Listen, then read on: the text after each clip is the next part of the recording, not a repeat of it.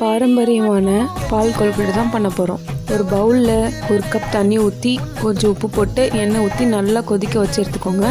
2 cup மாவில் கொஞ்சம் கொஞ்சமாக தண்ணி ஊற்றி நல்லா சாஃப்டாக பிசைஞ்சு எடுத்துக்கோங்க. உங்களுக்கு தேவையான ஷேப்பில் குட்டி குட்டியாக பிடிச்சி வச்சுக்கோங்க. நான் இதை பண்ணுற கேப்பில் எங்கள் அம்மா படிச்சிட்டாங்க.